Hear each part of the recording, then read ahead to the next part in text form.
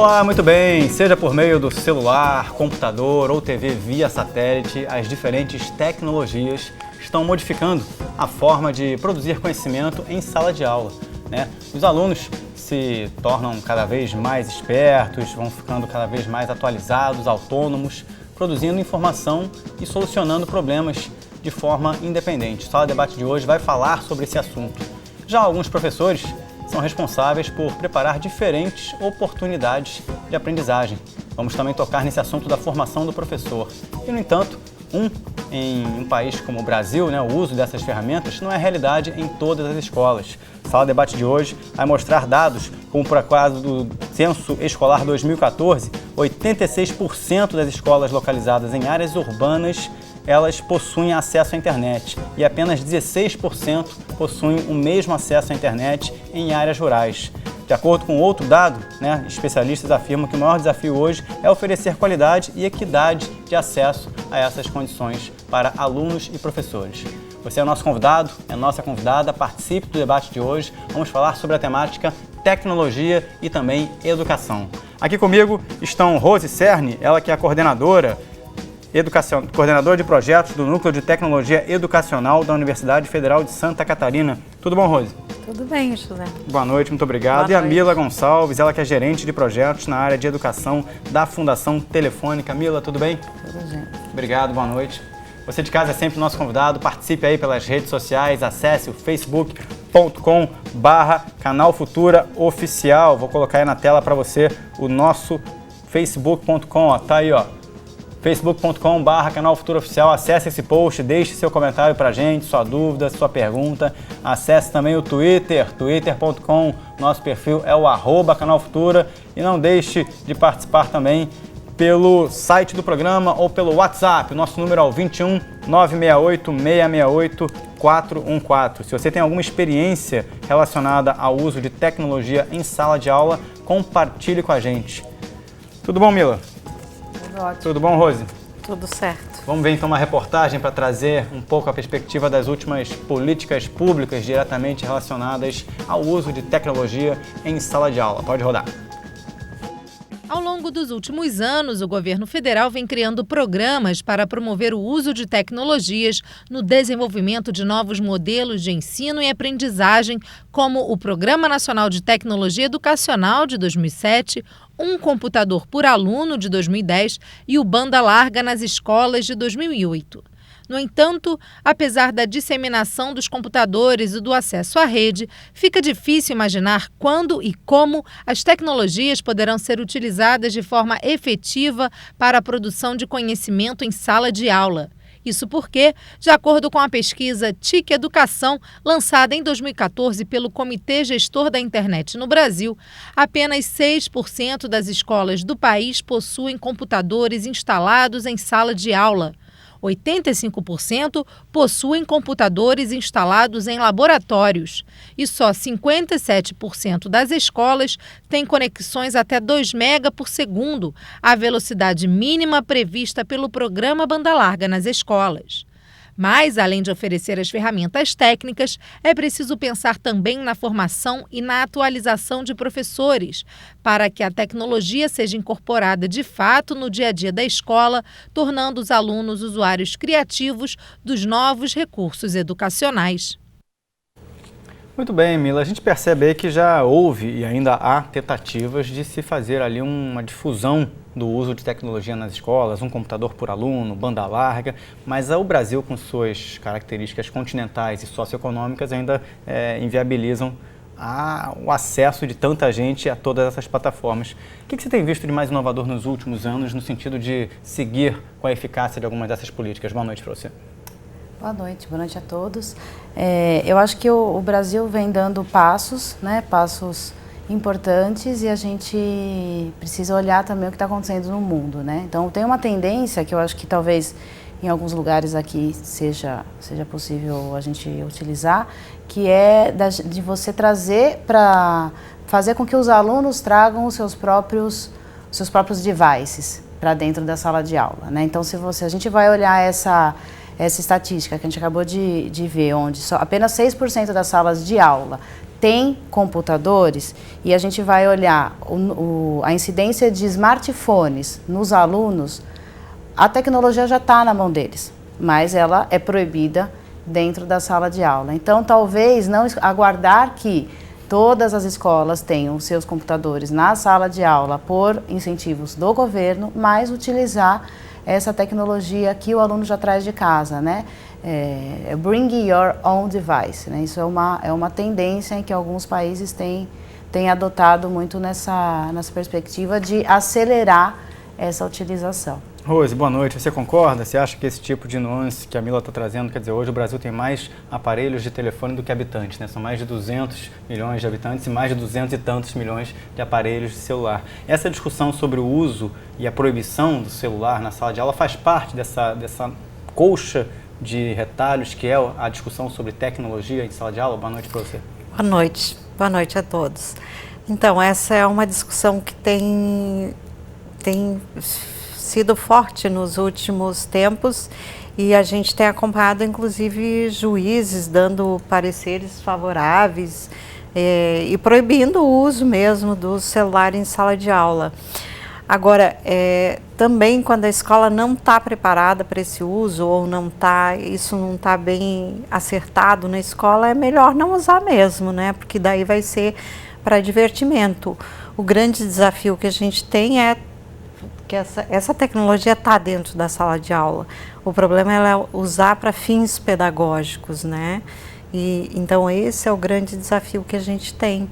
Ela já está lá, não tem mais como negar, a tecnologia está lá dentro. Agora, como que os professores trazem isso? E eu acho que a escola tem dois grandes desafios, né? Que é quando a gente fala em uso de tecnologia, que é usar essa tecnologia para fins pedagógicos, para a melhoria da aprendizagem, a gente sabe aí todo o potencial que a tecnologia tem, e também para formar os nossos telespectadores, né? Porque hoje a gente vive num emaranhado de tecnologia, né? Eu acho que a gente precisa formar as nossas próximas gerações para o uso dessas tecnologias. Eu sou de uma geração que eu trabalhei muito na formação para o uso dos telespectadores de televisão, mas hoje a gente já não tem só um meio, a gente tem muitos meios. E então acho que esse é um papel da escola muito importante que a gente não tem visto com muita frequência, especialmente a formação dos nossos futuros telespectadores. Vou trazer aqui umas informações para vocês. De acordo com o Censo Escolar do INEP, em 2014, do total de 188.673 escolas, 81% tem televisão, 78% aparelho de DVD. Se a gente tiver aí até informações botando na tela, 34% retroprojetor, 26% antena parabólica e 31% acesso à internet. O que esses números representam? Mila, a gente tem aí bastante escola com televisão e aparelho de DVD, ainda uma constituição voltada para o audiovisual, algumas retroprojetor e acesso à internet, 3 em cada 10. Ainda não tem uma pesquisa tão difundida para o uso de smartphones, mas o acesso à internet talvez ali fazendo uma ponte entre uma coisa e outra. Como é que você interpreta esses números? O acesso à internet, eu estou entendendo que aí a gente está, como a gente está usando a base do INEP total, que inclui as escolas rurais, essa média, né, essa porcentagem cai. O que eu entendo é que pela internet você pode ter acesso ao conteúdo que você veria pelo DVD e pela televisão. Então a questão da internet ela é a multimídia. Né? Então você não precisa mais se deslocar para uma sala de vídeo, para organizar aí da sala de vídeo, se você tem o acesso na internet na própria sala de aula. E é muito mais rápido. Né? Você não para falar, bom, agora a gente vai ver aquele filme, e aí agora você vai conversar sobre isso ou sobre aquilo. Não. Né? Com a internet na mão, enquanto um pesquisa sobre um assunto, o outro já está produzindo um vídeo, o outro está olhando fazendo uma outra atividade. Então você ter todo mundo com esses equipamentos na sua mão, né, permite uma série de outras atividades. E aí eu acho que tem um dado importante que a gente precisa saber e até divulgar, é que essa porcentagem de acesso à internet, né, no próximo censo provavelmente vai estar muito mais alta, porque as escolas rurais estão sendo conectadas.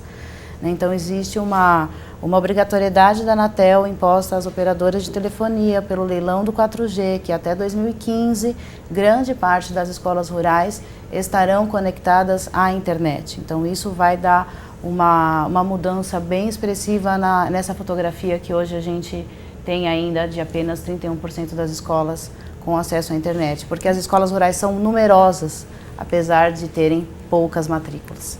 Muito bem, temos perguntas aqui, participação da Juliana Ribeiro, não sei se é pelo Facebook ou pelo Twitter.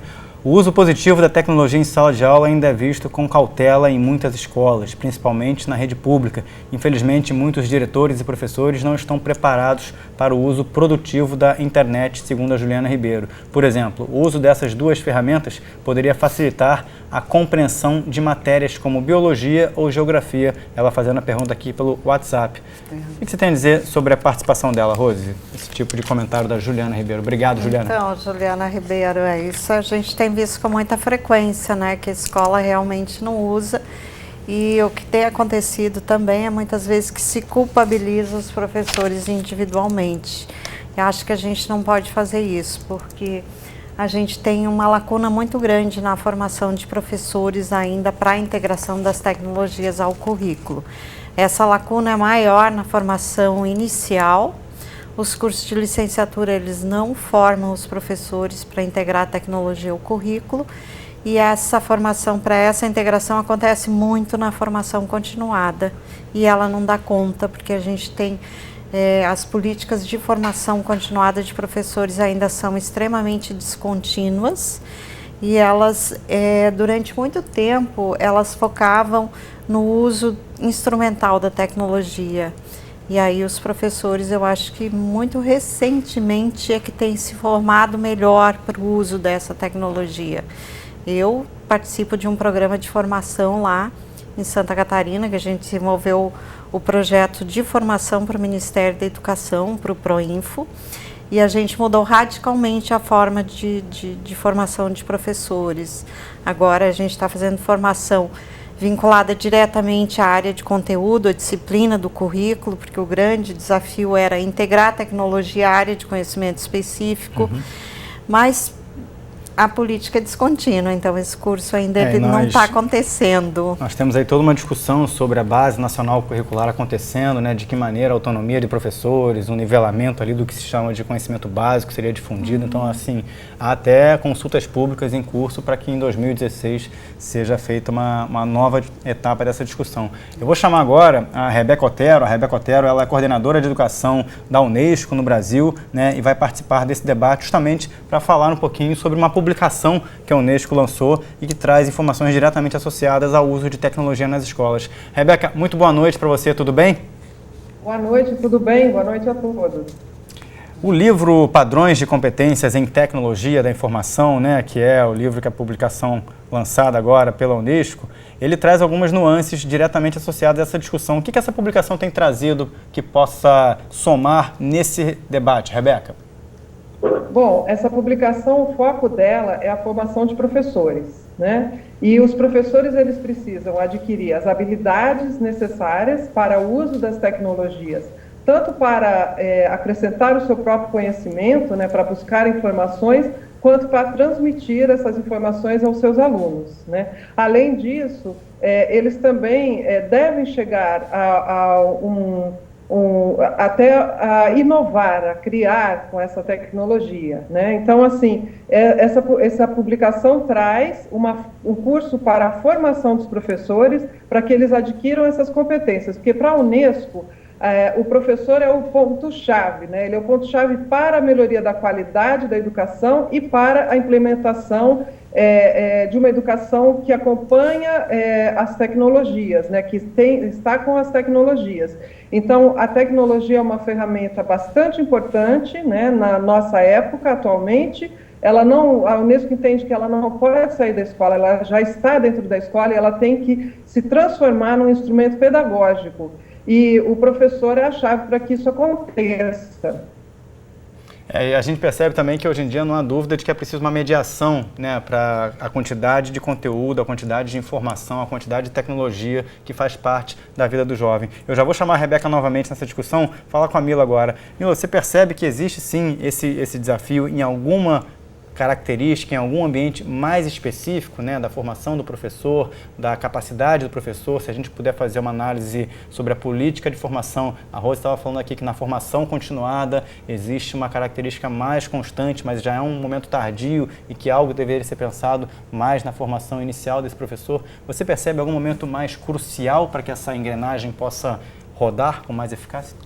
Eu concordo bastante com o que a Rose colocou, né? A formação inicial do professor é fundamental e é nesse momento que o professor se faz professor. É claro que ele tem os exemplos que ele teve dos seus próprios professores, né? E a gente só dá o que a gente tem, né? É muito difícil você dar o que você não tem. Então, a tendência é que o professor repita o modelo que ele teve enquanto aluno e depois o que ele aprendeu ali na sua faculdade, né, na sua formação inicial. Então, se desde essa formação inicial ele já é colocado em situações inovadoras, provavelmente ele vai sim aplicar essas didáticas, essas técnicas quando ele entra no mercado de trabalho, né? Então, mexer na formação do inicial do professor, não só em relação ao uso das tecnologias, mas em relação a diversos outros conteúdos que precisam estar nessa formação inicial do professor, né? Conteúdos como equipe, cultura, adolescência, cultura, que hoje não estão nessa formação inicial, seriam bastante fundamentais para essa mudança. Isso para aqueles que estão em formação, para aqueles 2 milhões de professores que já estão em atuação, né? Que já atuam no nosso sistema de educação, a formação continuada acaba sendo a solução, né? Essa formação continuada que pode ser via cursos, mas pode ser também via uma atuação entre pares dentro da escola. E aí eu acho que tem um potencial bastante ainda latente que a gente aproveita pouco, que é essa formação par a par, né? O peer-to-peer. Eu acho que a gente espera ainda e desenha muitos processos de formação continuada com especialistas, onde o especialista vem de fora da escola, às vezes vem de fora da cidade, para ensinar um método e, na verdade, você tem dentro daquela escola, dentro daquela comunidade, pessoas que poderiam, sim, estão dispostas a experimentar fazer coisas diferentes. Então, eu acho que essa possibilidade de dar espaço para que outros professores dessa própria escola também coloquem suas ideias, possam testar coisas diferentes, pode ser um caminho bastante interessante. facebook.com/canal Futuro Oficial, participe com a gente, compartilhe a sua experiência na sala de aula, você que é professor, que é estudante, que está aí preocupado com o desenvolvimento do seu filho, conte a sua história para a gente, mande sua pergunta, os nossos contatos estão aí na tela, twitter.com e também pelo WhatsApp, 21 968 668 414. Rose. Posso complementar? Por favor, então, você estava prestes a falar, eu te interrompi. A Mila traz uma questão bem importante, que é essa questão da escola. E aí a gente pensar a escola não só como seus professores, mas o conjunto, aquele coletivo de sujeitos que integram o cotidiano da escola, que são os gestores, a equipe pedagógica, todos aqueles profissionais que fazem parte da escola, eles também devem estar envolvidos nisso. Acho que uma das coisas que fazem que a gente não avance tanto é a gente entender o professor só individualmente e não tratar isso coletivamente. Acho que quando a escola toma uma decisão coletiva, discute, integra no seu projeto pedagógico e a escola como um todo, especialmente a equipe gestora. A equipe gestoras, ela faz muita diferença sobre o encaminhamento da tomada de decisão.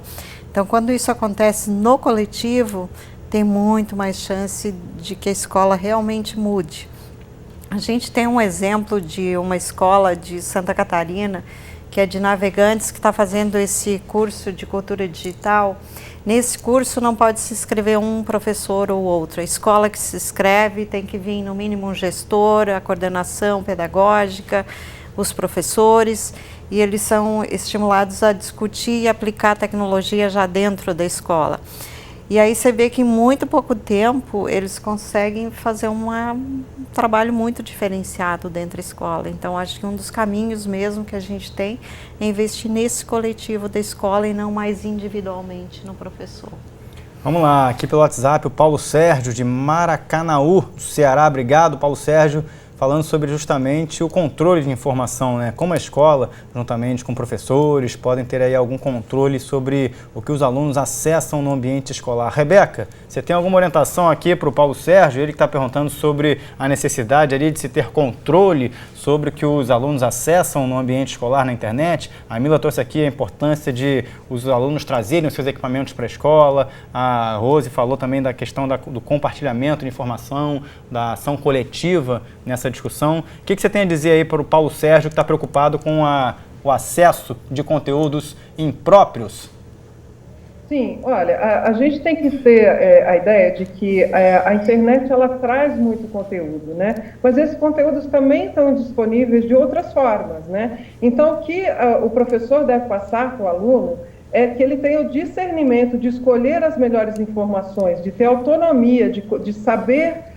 A autonomia tem que ser dada ao jovem e os conhecimentos, para que ele possa fazer as melhores escolhas, para que ele possa poder estar escolhendo as melhores informações para a sua vida, para o seu trabalho, ao longo de toda a sua vida, né? Então, ensinar a buscar essas informações é o mais importante, né, do que ficar proibindo, regulando. O melhor é que a pessoa possa, por si só, buscar essas informações. E o mesmo ao professor, né? Então, o professor ele tem que ter o discernimento. Hoje a gente vê uma quantidade de informações que são inverídicas, muitas vezes, circulando pelas redes sociais, pela internet. Então, há necessidade de se passar formas, metodologias de que as pessoas possam ver as fontes dessas informações e saber realmente se são verídicas, se são informações boas, se devem ser utilizadas, né? Então, isso é bastante importante. Isso faz parte do que a Unesco está chamando de alfabetização digital, né? Porque não adianta só tanto o professor quanto o aluno ter acesso à internet, às informações, se eles não têm discernimento para poder buscar fazer as melhores escolhas, né? E isso é em tudo, né? A mesma coisa com o veículo de comunicação de televisão, a mesma coisa um veículo escrito. Então, é só uma nova forma, né? A internet é só uma nova forma, mas claro que ela traz um conjunto muito grande, ela amplia o leque de informações e isso, obviamente, muitas vezes traz diversas preocupações.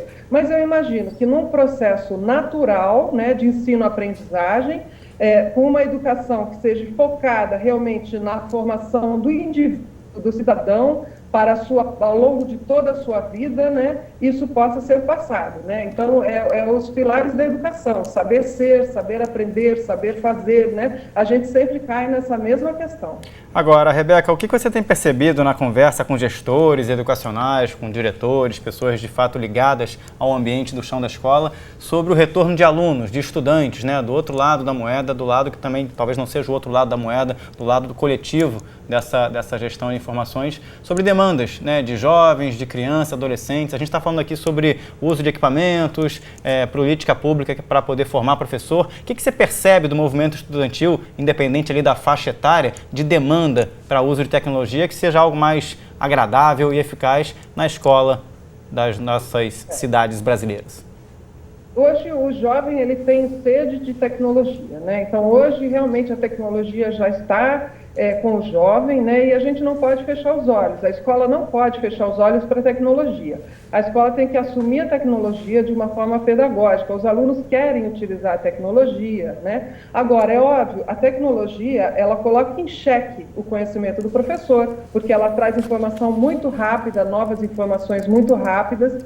Então, ela coloca muitas vezes em xeque, o professor tem que estar bem informado, né?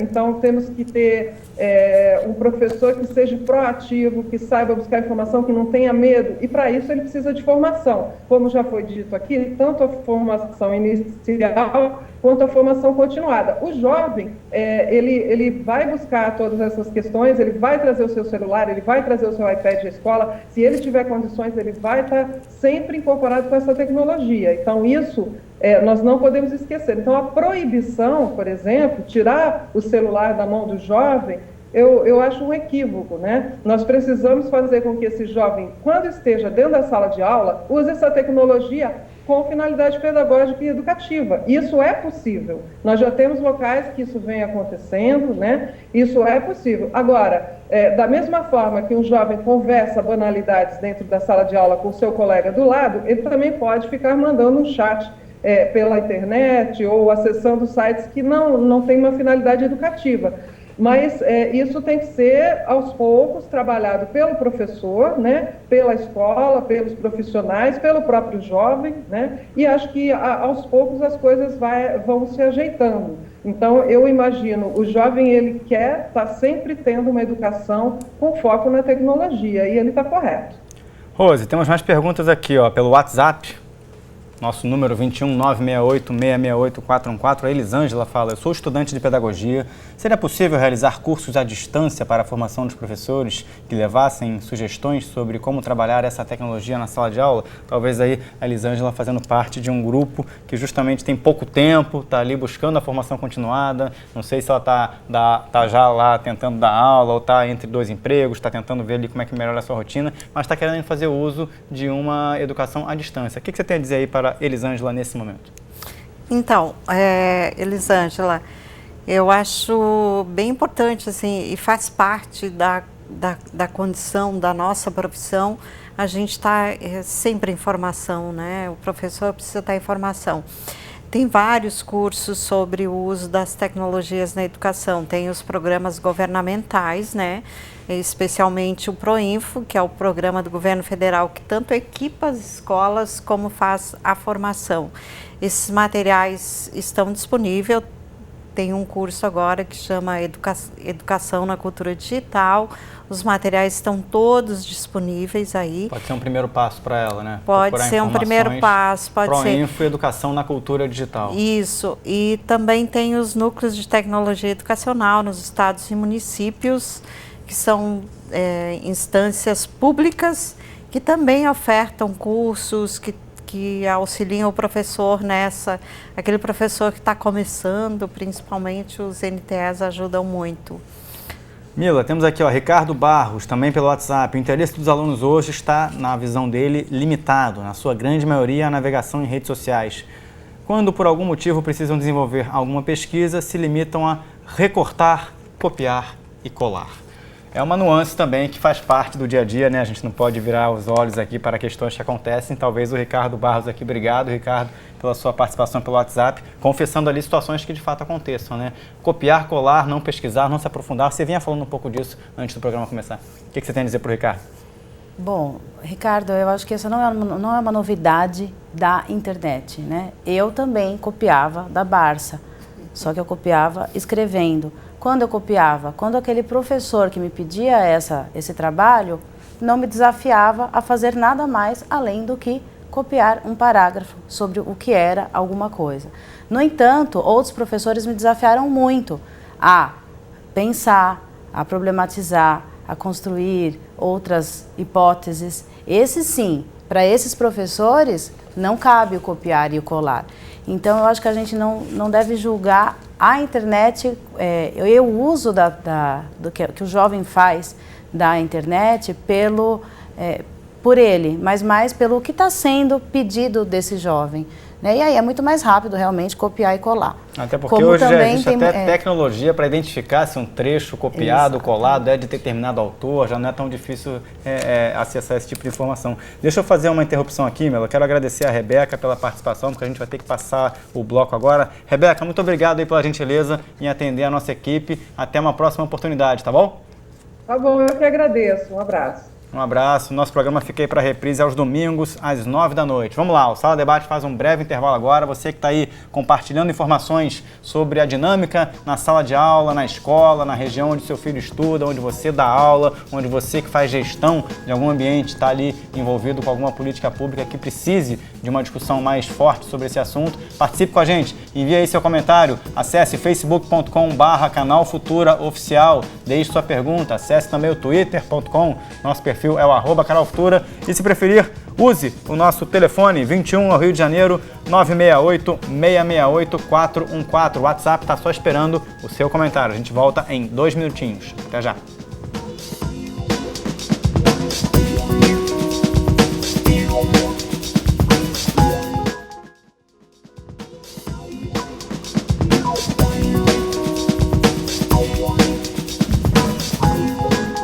Muito bem, estamos de volta com o Sala Debate esta noite, falando sobre o uso de tecnologia nas escolas e as recentes políticas públicas para o fomento desses acessórios em sala de aula. Conosco, aqui no estúdio, a Rose Cerne, ela que é coordenadora de projetos do Núcleo de Tecnologia Educacional da Universidade Federal de Santa Catarina. E a Mila Gonçalves, ela que é gerente de projetos na área de educação da Fundação Telefônica. Você de casa é nosso convidado, participe aí pelas redes sociais, os contatos estão na sua tela. E nós vamos agora, daqui a alguns segundos, assim que os contatos passarem pela sua tela, nós vamos rodar aí uma enquete que nós fizemos nas ruas do Rio de Janeiro, com alguns jovens, alguns profissionais de educação sobre esse assunto, tecnologia e educação. Os professores aqui na faculdade têm como assim muita teoria, mas a prática mesmo sobre o uso da tecnologia não é aplicado. Assim, a gente acredita que a tecnologia como PowerPoint, digitalização, slides, essas coisas, todos esses trabalhos, eles têm sido usados na sala de aula, mas muito pouco ainda não influencia o desenvolvimento do aprendizado do aluno. Então, vai complicando um pouquinho ainda. Você acha que a tecnologia pode mudar a relação do professor e do aluno na sala de aula? Sim. Pode exigir uma interação com o professor e aluno, mas tem que também haver um querer do professor também usar essas tecnologias em sala de aula. Não só pode falar assim, temos a tecnologia e não usar. Se o professor tiver uma postura que atraia o aluno com a tecnologia para o universo dele, eu acho que eles vão conseguir ter uma boa relação. Agora, se ele quiser distanciar o aluno com a tecnologia, aí vai ficar mais complicado. Aí eu acho que a solução é aproximar as duas coisas para poder todo mundo se dar bem. Ele vira um mediador, na verdade, na sala de aula. Ele deixa de ter aquela autoridade total, como saber tudo, e passa a auxiliar o aluno na pesquisa, naquilo que ele vai procurar. Porque hoje o aluno pode saber qualquer coisa através da internet. O professor vai estar ali para tirar as dúvidas dele. Eu também tenho que ter a proibição de a pessoa não concentrar só na tecnologia. Sim, tem que ter, você saber dividir, você saber falar com os alunos, conversar, essa hora você pode mexer, essa hora que você já pode ver, porque você também não consegue ficar o tempo todo sem, mas agora sim, mas a hora que tem que prestar atenção, tem que prestar atenção e de saber dividir também. Tem que ter maturidade para usar. Dentro da faculdade, dentro da universidade, nós estamos percebendo que sim, que a tecnologia aproxima o aluno, que incentiva, né? Também como uma forma de trazer o aluno para si. Como eu diria, ilustrar o que você quer trabalhar com a criança através de telas interativas, de computadores mas dentro disso você encontra várias dificuldades, né? Como a falta de recursos, computadores que entram em pane e não tem ninguém para consertar, a falta de instrução desse professor, né? De preparo desse professor para trabalhar com essa tecnologia. Pois é, interessante que essa enquete foi feita na Faculdade de Educação da Universidade do Estado do Rio de Janeiro. A gente percebe ali diferentes abordagens, né? Algumas mais resistentes ao uso da tecnologia, outras botando a cobrança justamente na figura do professor, que tem que se envolver. Rose, como é que você interpreta aí esse rápido extrato de alguns estudantes aqui do Rio de Janeiro com relação ao tema do debate de hoje? Então, é muito compreensível, né? Historicamente, a área da educação, ela tem sido mais resistente por causa do histórico de como a tecnologia entra na educação.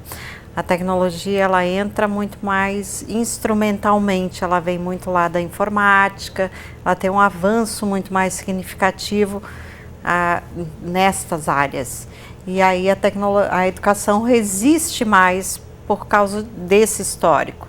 Mas acho que nos últimos anos a gente tem já se aberto, essa é a minha área, né? Então a gente já tem aberto um pouco mais, mas com muita resistência Brasil afora, ainda na área da educação, que é o centro formador de professores, né? Por isso que eu falo daquela lacuna da formação inicial de professores. Mila, pergunta aqui pelo WhatsApp, o Henrique Marques, de Tracoateua, no Pará. Obrigado, Henrique, pela participação.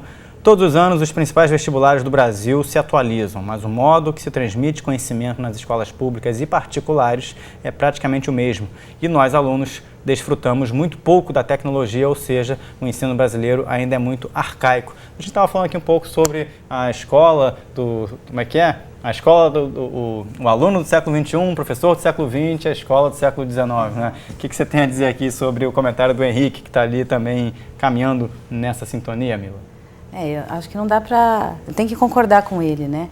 Que a gente ainda tem, sim, muitas escolas e muitos estudantes que estão saindo da escola sem tido uma oportunidade de fato, desenvolver todo o seu amplo potencial. No entanto, a gente não pode generalizar, né? Acho que a gente já tem, sim, outras experiências e escolas e professores e alunos que estão, sim, conseguindo se desenvolver e estão conseguindo ter práticas inovadoras, né? Eu acho que tudo é uma questão mesmo dessa comunidade escolar, como a Rose colocou muito bem, e essa comunidade até ampliada ali para o entorno, né? Então, os pais, como toda essa organização participa dessa escola, cobra dessa escola, mas também apoia essa escola, né? Então, eu acho que a gente tem desafios enormes, né? Os dados da educação brasileira, acho que a maioria das pessoas conhecem os índices baixos que a gente tem em média, né, as médias e o PISA e mesmo a questão do IDEB, mas acho que a gente tem que olhar para os extremos, ao mesmo tempo que você tem escolas com muita dificuldade, que de alguma forma precisam sim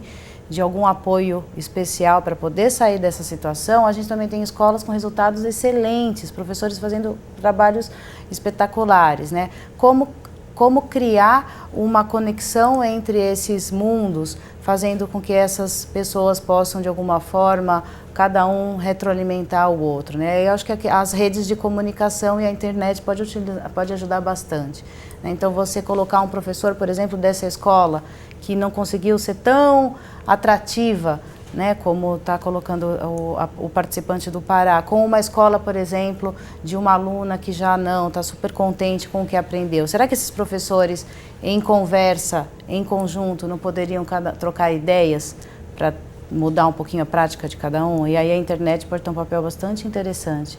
Vamos lá, o Wellington da Silva Lima Veloso pelo Facebook participa aqui fazendo uma relação, Rose, sobre a tecnologia como diversão e o livro como um ambiente de mais conteúdo e aprendizagem. Como você faz uma relação, se é que dá para fazer essa bipolaridade? É claro que estamos aqui também às vezes no campo da filosofia. A relação do livro, da importância de se ter ali uma didática relacionada ao uso do livro em sala de aula, em comparação à tecnologia, que segundo o Wellington aqui seria mais para proporcionar ambientes de diversão, descontração, é uma situação mais abstrata, mas o que você tem a dizer aqui para o Wellington, que participou pelo Facebook? Então, Wellington, acho que o grande barato hoje é a gente poder ter diferentes linguagens, né? Poder conviver com diferentes linguagens. O som, o vídeo, a linguagem impressa, esse remix de linguagem que a gente pode estar convivendo. A gente falava aqui antes do programa, né, um discurso velho, mas atual, de que as crianças já chegam na escola conhecedoras de muitos temas e assuntos e a escola desconsidera porque ela vai sempre lá no livro, né? E hoje a gente não tem só o livro, né? As crianças chegam na escola já com muitos conhecimentos advindos dessas outras linguagens. Eu acho que a gente se entrar numa linguagem só, que é a linguagem impressa, como se essa fosse a linguagem que proporciona conhecimento, é um erro. Acho que o pool de linguagens, as diferentes linguagens, é que favorecem muito a aprendizagem hoje. O vídeo, o som. por aí afora. Por aí afora. Eu vou conversar agora com mais uma convidada, trazer a Gislene Munhoz. A Gislene, que é gestora do Núcleo de Tecnologia para Aprendizagem da Secretaria Municipal de Educação de São Paulo. Ela já foi uma das vencedoras do Prêmio Educadores Inovadores da Microsoft e atualmente trabalha, né, como eu falei, a gestora lá na Secretaria Municipal de Educação de São Paulo. Gislene, muito boa noite para você, tudo bem? Boa noite, tudo bom? Tudo bom. Gislene, o que você pode conversar com a gente a respeito das suas práticas recentes que trouxeram mais resultados no âmbito do diálogo com o professor na rede pública de ensino em São Paulo, fruto da experiência inovadora que você passou ganhando aí um prêmio recentemente? Olha, a experiência de ter participado de um prêmio como esse, acredito que tem inspirado os meus colegas. E na secretaria, a gente, né, eu sou fruto dessa divulgação de boas práticas, né? Então, a secretaria tem divulgado boas práticas. A prática que eu desenvolvi com os alunos, criando jogos como conteúdo didático, foi reconhecida, né, no prêmio, e a secretaria incentivou também, deu todo o apoio para esse projeto e me levou como formadora, como formadora dos colegas.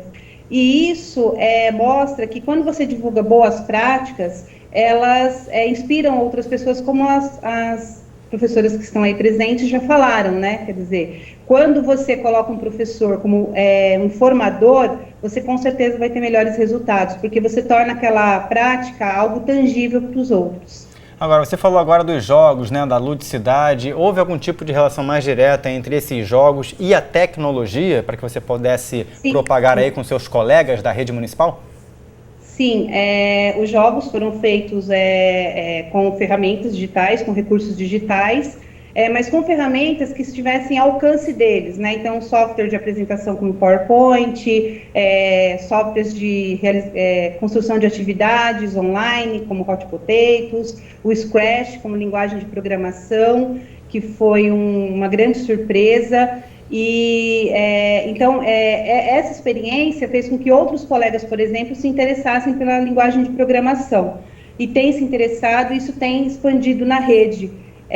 Teve um curso de formação ano passado e outros professores têm se interessado. Então, essa é uma prática que ajuda os colegas a se sentirem capazes, né? Principalmente porque o grande barato do projeto foi ter compartilhado isso num site, não só para os alunos da escola, como para outros colegas da rede.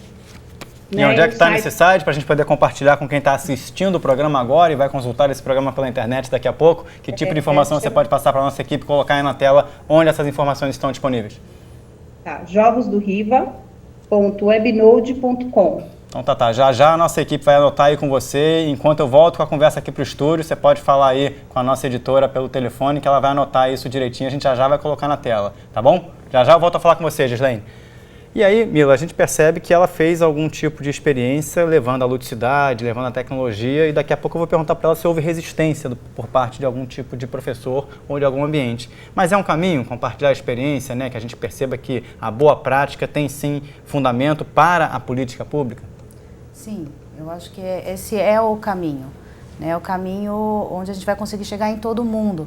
Porque é muita gente para a gente inspirar, é muita gente para a gente transformar, e são contextos muito distintos. Então, você tem que usar esse conceito de inspiração e não de modelo para replicação, né? Então, eu acredito muito nessas comunidades de boas práticas. Queria aproveitar para também falar de uma plataforma que não deixa de ser uma comunidade, que é o Escolas Conectadas, né? Aproveitar e convidar todos os educadores que estão nos assistindo, que queiram participar. É uma plataforma voltada para o ensino do uso da tecnologia para os professores, e não só isso, né, professores de centros urbanos e também professores de escolas rurais, e www.fundaçãotelefonica.org.br/escolas conectadas ou apenas escolasconectadas.org.br. Essa plataforma é totalmente gratuita e qualquer professor que queira aprender, trocar, ver mais práticas, conhecer boas práticas, outros educadores do Brasil inteiro, ali você vai ter uma oportunidade de conhecer bastante gente e boas práticas de uso de tecnologia. Muito bem, Rose. O que você tem a dizer aí sobre os desafios da tecnologia passados pela Gislaine aí no município de São Paulo? Ela trocando ali algumas ideias com colegas da rede. É uma prática interessante, né? Você compartilhar justamente experiências que deram certo. Lá em Santa Catarina, o que você tem percebido de principais avanços com seus colegas na educação? Então, acho que a Gislaine traz uma coisa muito interessante, que é essa questão do inspirar-se em alguma coisa positiva, que Paulo Freire já trazia essa lição para a gente. Então, olhar, ver que é possível, que eu também posso fazer lá na minha realidade. Então, compartilhar essas experiências que dão certo, aqueles educadores mais corajosos que vão lá e fazem uma boa experiência, é muito importante compartilhar. Eu acho que essa é uma das principais vantagens da tecnologia hoje, que é esse compartilhamento, e que a gente faz pouco na educação. A gente conta pouco aquilo que a gente faz de tão bonito. A escola é um lugar surpreendente, a escola é um lugar muito legal, apesar de todos os problemas que tenha. Ela se reinventa, ela inventa e se reinventa a cada dia. E acontece muita coisa legal, só que a gente conta pouco isso que a gente faz. Então, acho que esse exemplo da Gislaine ele é muito bom e incentiva que os educadores compartilhem com seus colegas aquilo que eles fazem de positivo, que possa servir de inspiração mesmo, né? Vou colocar aí na tela para vocês, espera aí, deixa eu colocar aqui o site que a Mila colocou aí, ó, escolasconectadas.org.br. Mila, o que você pode dizer aí sobre a navegabilidade nessa plataforma, a gente aqui na home do site? Bom, ele é uma plataforma bastante simples, né? Vocês podem ver que na primeira página você já tem acesso a cursos, são cursos com especialistas, e onde a gente forma turmas de 200 pessoas, aí sim com data marcada para começar e para terminar, e cursos Faça Você Mesmo, onde você entra e muito nessa linha da autoaprendizagem, escolhe o tema que te interessa, faz o curso, interage com pessoas, não quer dizer que você não interage, você interage sim, mas você vai no seu próprio ritmo, né? Então, essa plataforma, a tendência dela é crescer cada vez mais, a gente vai oferecer mais cursos, a gente está o tempo todo buscando entender qual é a maior necessidade desse público da educação, muito focado nessa questão da inovação educativa, e a gente tem certeza que com essa plataforma muitos professores vão poder se encontrar, vão poder falar de suas boas práticas, mas vão poder experimentar coisas que eles ainda não fizeram e vão se surpreender. Deixa eu trazer aqui a Gislaine novamente para a nossa conversa. Gislaine, você estava falando que ao compartilhar boas práticas com seus colegas da rede municipal, eu queria saber se você percebeu algum tipo de resistência em alguma circunstância, se de fato é uma questão relacionada à faixa etária, à classe social, à formação. Você percebeu um diálogo muito aberto com a rede ou de fato ainda existe ali gargalos a serem executados? Então, eu não acredito muito nessa coisa da resistência. Eu acho que os professores, eles têm um receio, sim. E nem também acredito nessa lacuna geracional, né? A gente acaba criando uma ideia muito bilateral, como se fossem dois mundos opostos, né? Na verdade, os professores realmente são recursos novos para eles, e ao contrário das outras pessoas que vão se apropriando aos poucos, de acordo com as suas necessidades, né, vão tornando as tecnologias extensíveis a seus corpos, o professor ele tem que se apropriar disso, tem que contextualizar com os conteúdos que ele vai trabalhar. E muito além disso, ele tem que também desenvolver competências a partir desse uso. Não é tarefa fácil, né? Então, como as entrevistadas já disseram, né? Quer dizer, é preciso uma formação consistente, né? Então, dos meus colegas, eu sinto sempre assim, uma ótima receptividade e uma curiosidade muito grande de como se faz, né? Como eu faço, né? Como eu desenvolvo aprendizado a partir disso, né? Então, eu acredito que há uma curiosidade, há um interesse, mas não uma resistência, né? A gente acaba interpretando como uma resistência, um receio muito grande, talvez, de fazer errado, né? Então, acho que há entre os professores uma vontade muito grande de acertar. Então, quanto mais oferta a gente tiver de formação continuada, e principalmente em serviço, para que ele possa ter o recurso e contextualizar ele na sua realidade, mais eu acredito que o que a gente chama de resistência vai ser dissipado, apesar de não acreditar que existe uma resistência, mas um receio talvez de errar.